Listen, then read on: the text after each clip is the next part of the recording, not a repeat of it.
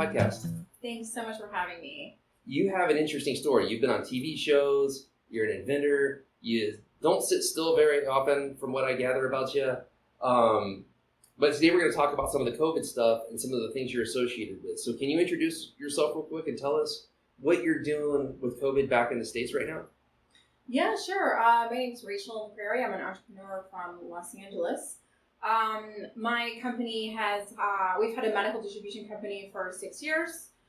We invented a bra for plastic surgeons called the RX bra. Very long story short, for about 10 months now, we have been designing and manufacturing great COVID tests with a company called GenesPrint. And then we actually just bought our own CLIA lab in Los Angeles called Gather Labs. Wow, so you have a lab in Los Angeles that tests for COVID, and you have some sort of kit that you're getting out into the marketplace, it sounds like. Yeah, that's right. We have several different types of COVID tests. I'm sure you've heard of the brain swab. So we make a really good nucleic acid collection swab for the nerds out there. But yeah, it's a flock nylon tip swab, and then we make a double antibody blood test, and then a mouth antigen test. Now, I've been doing podcasts and talking to people here about COVID for months now. You're the first person I've talked to who's actually associated with our part owner of a lab in the United States, but right now you're in Nosara. So I want to jump into Nosara and COVID if we can.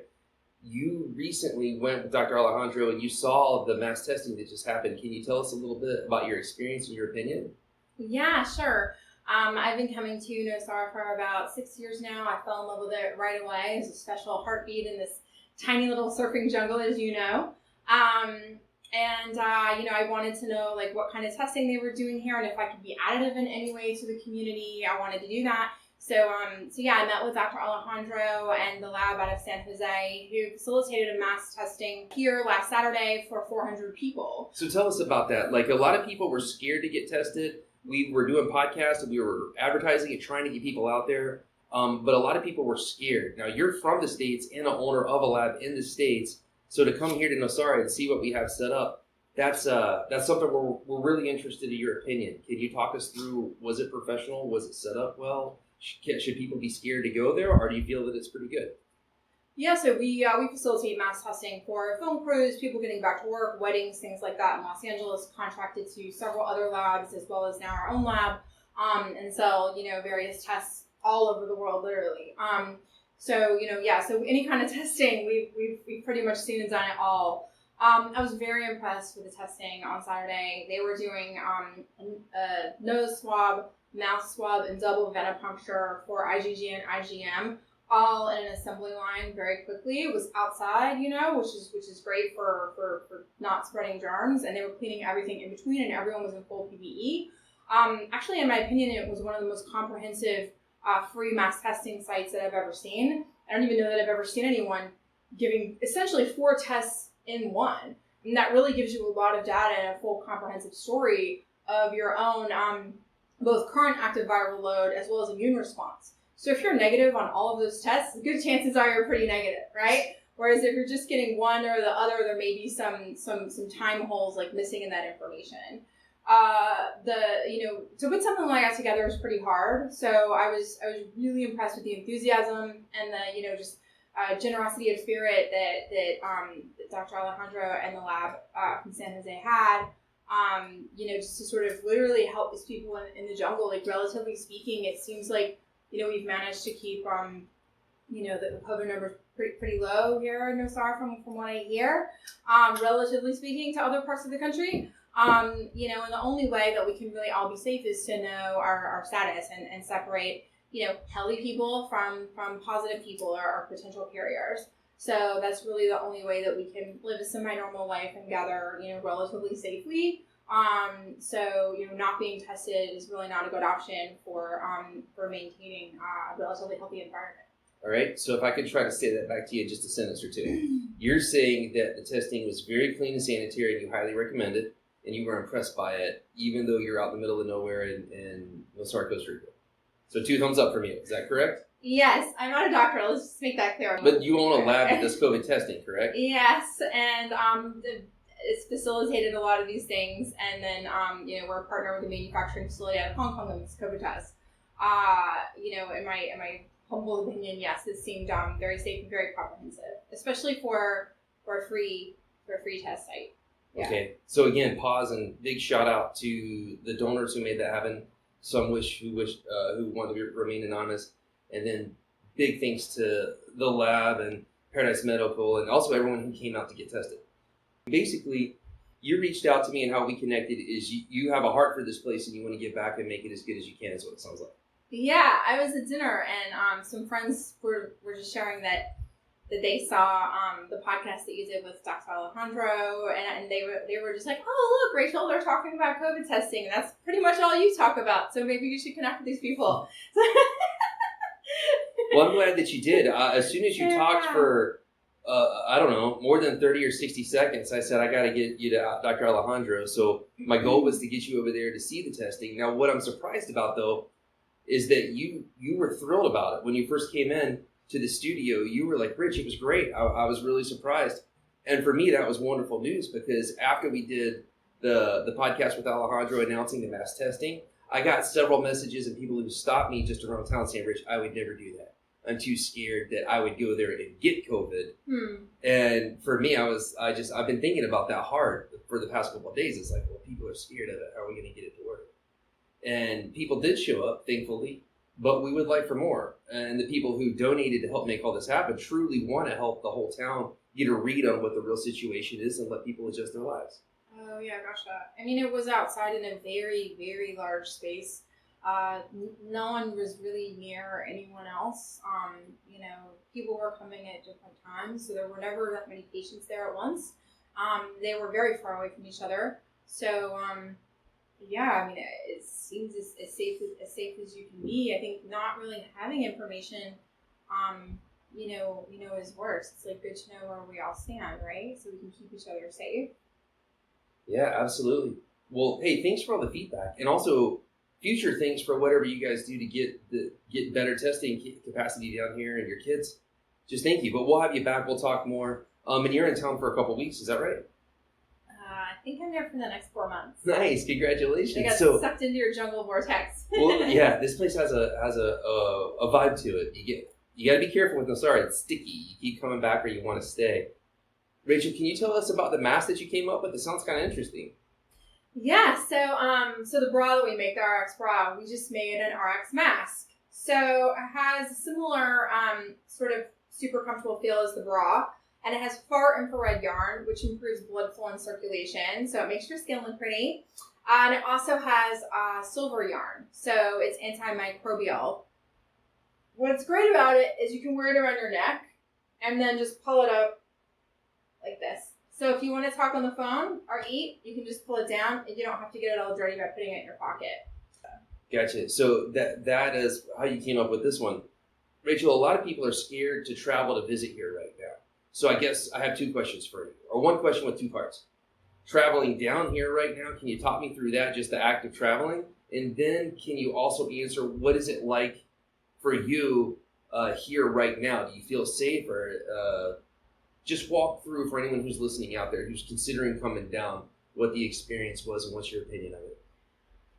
I mean, that's a lot to unpack, and that's loaded, right? Like, should we all travel? I think it depends on a variety of things. I don't have children in school, and I live in a metropolitan area that's very populated. So for me, I didn't feel safe where I was. So I think it depends on like where you are versus where you want to go, right? So for me, I went from a very populated area to a much less populated area, and I intend on staying here.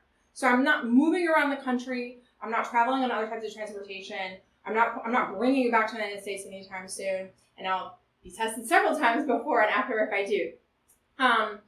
So that's my circumstance. I think if you're in a rural area going to a populated area, that kind of doesn't really make sense. And I definitely, don't condone people, traveling to go, flee the country so they can like party in big groups. Like that doesn't really make any sense and keep people safe. However, I travel alone. I wore a mask the entire time. I, was just, and this is not medical advice. This is what I felt comfortable with. I just bought my own water bottle in the airport and wiped it off. And then I didn't touch or accept any food or drink or anything on the plane. I kept my mask on the entire time. and wipe down my seat and just like kept to myself. That way I'm not really touching anything that anyone else is touching. And if you leave your mask on, I mean, I was fine. I was on Alaska and they don't put anyone in the middle seat. So I felt safe. Coming here, you have to acquire some type of travel insurance so that you're covered underneath the country's healthcare if you do get COVID, which is fine. You just take care of that in advance and then show them the paperwork. Rachel, tell us what it's like here, though. Now that you're here and this is where you're living and pretty much full time at the moment, do you feel safe, and what's life like here compared to, say, where you're from? Yeah, so I mean, I lived on Sunset Boulevard in West Hollywood. So again, I was in a very populated area, with people all around in the building with multiple people. And now I'm live down a dirt road into my own little casita type situation, so there's not really anyone else. There's not really anyone else around me. Because of the climate here, like all dining and everything is sort of naturally outside, and they put the tables and everything socially distanced, and everyone that works here wears a mask. Is that one of the biggest differences on the dining part here compared to where you're from? Is that the restaurants are already kind of outside? Almost all of them are? I mean, in Los Angeles, there are more things outside, but they're more compact, and now it's winter. Relatively speaking, we have a mild winter, but it's still winter for Los Angeles. So, the climate here is obviously a lot warmer, and everyth's just naturally outside. Like, I don't even know many things in here in Nosara that occur inside, So, the yoga classes are in huge rooms, the size of like half a city block that are, distanced and outside with no walls. And then the beach is the beach, and there's so many beaches here, they're never really that packed. I get it. You feel pretty good here, at least compared to where you're from in particular. I feel, sort of like overwhelmed with how much more comfortable I feel because I'm constantly around nature and not really around a lot of other people. And everyone's, rightfully so, stressed out and has anxiety and is freaking out at home. And I was too. I still am. I had a hard day yesterday. The world has changed, and like, where are we all? What's going on? But for me, I'm lucky enough to be able to work from anywhere on my computer. So for me, being around all the nature sort of helps me process the stress. It's just how I operate. So for me, I feel a lot more mentally healthy, and physically safe because I'm around a lot less people. Gotcha. So here works out. All right. So let's bounce off of COVID for a moment and let's jump into you as a human. You've done some interesting things in your life. So I guess it's safe to say that you don't sit still all too terribly often. And I'm also guessing that's why Nosara is very interesting to you, because this place probably helps you decompress. But you've done a whole lot of stuff. So give us a quick background. Tell us about you. Yeah. I grew up in a tiny little beach town in North Carolina, which is probably why I'm so drawn to it here. It's similar in certain ways. Sort of Wilmington? Wilmington, yeah. I just guessed. That's a good guess. So it's very similar. Surfers and, just being at the beach a lot. I've been an entrepreneur since I was in high school. I'm one of those, sort of natural serial entrepreneurs. Ideas just come out of me. I have more ideas than time. I had my own companies in high school. I went to fashion design school in San Francisco. I am a bra expert, so I've been CEO of multiple lingerie companies in New York City and Los Angeles and Hong Kong and San Francisco and Paris Fashion Week, and lived an entire life in the intimate apparel world, which is sort of how I arrived here. I invented the RX bra. It's a medically effective bra that's also cute and comfortable. I was on a television show called Entrepreneur Elevator Pitch for that. For my previous company, I filmed an episode of the Shark Tank. I, have raised venture capital in Silicon Valley for many other startups. I support other startups that I believe in various different ways as a mentor, as an operator, and try to help other dreamers align ways to be monetarily successful with their creativity, which I think sometimes can be hard to align the right and the left brain, right? Yeah. So having lived through that journey myself, I try to, to share anything that I've learned that might be helpful to other entrepreneurs. I get you. Yeah. I get you. How'd you make the transition from fashion, inventing bras and lingerie and all these types of things into where you're at now with being an owner of a lab and testing kits for COVID and all types of stuff? It's a different subject matter. You know, I think a lot of entrepreneurs can relate to this. So some people it doesn't make sense, like doing a lot of different things in your career. But to me, I can't really imagine anything else. I also built a cryptocurrency exchange with Russians a few years ago. When I have an interest in something, my brain's like a sponge and I just want to learn everything I possibly can, right?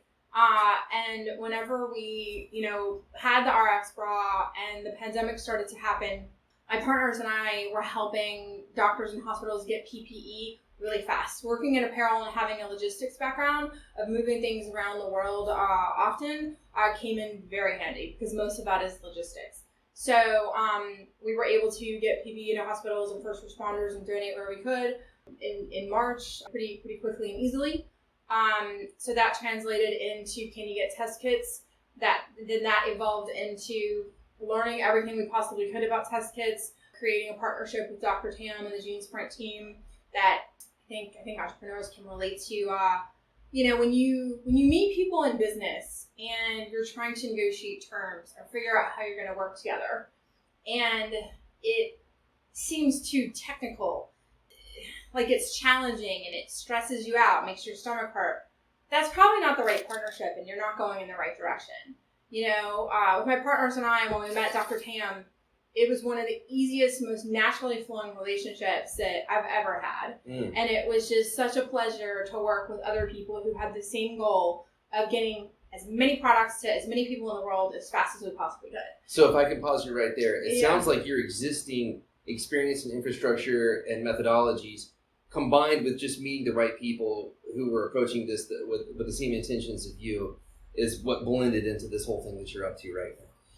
Yes. And then, unbeknownst to me, there was a lot of regulatory involved in various countries all over the world and, clinical trials, and that's really what we would be doing is working on the business side of all of that, every day since then, essentially. But it's just been a pleasure. Sometimes my brain hurts. Just had to learn a lot in a short amount of time. And I'm so grateful of the patience and of the virology team and the Gene Sprint team and teaching us as much as we can, and then us marrying our business expertise with their medical expertise to try to make great products and meet demand and production and logistics. But it's been, as someone who's worked with, 100 startup teams, it's been the pleasure of my life. Like, I'm so proud of it and so touched and honored to work with good people who care more about helping people than making money. And we just, we're tripping over ourselves just to get to the goal, as opposed to, what's in it for us. When you focus more on the abundance of everyone instead of the abundance of yourself, like, it'll naturally sort of spill over to there. My dad bought me these tapes from some guy named Zig Ziglar. I used to have to listen to it when I was a kid. And I couldn't stand it at the time. And then I ended up growing up and really appreciating it. But one of the things he said was, the way to get what you want is help enough other people get what they want. And when you were just saying that, it kind of made me think of that. It sounds like you and the lab, your partners, you guys want to help other people get what they want. And you guys want to help get some of these more modernized test kits down to here to help people around Nosara and around Costa Rica. And it sounds like you've had a very warm reception. And I just want to thank you and the team, whoever they are from up in the States. Thanks for thinking of us down here. We appreciate it. Thanks for your support. Now, you're here for at least a couple months, it sounds like. Yeah, I'm here for the next 2 months. Yeah. Okay, then what we'll do is after we make a little more progress, we'll have you back, give us an update. And from all of us here, just thank you for considering the community, and thanks to your partners and everyone else who's trying to help this place. Yeah, no, thanks to the Nosara community for welcoming me and making me have a slightly brighter time during, the weirdest time of all of our lives. So anything I can do to add to the community, I'm happy to do it. Well received.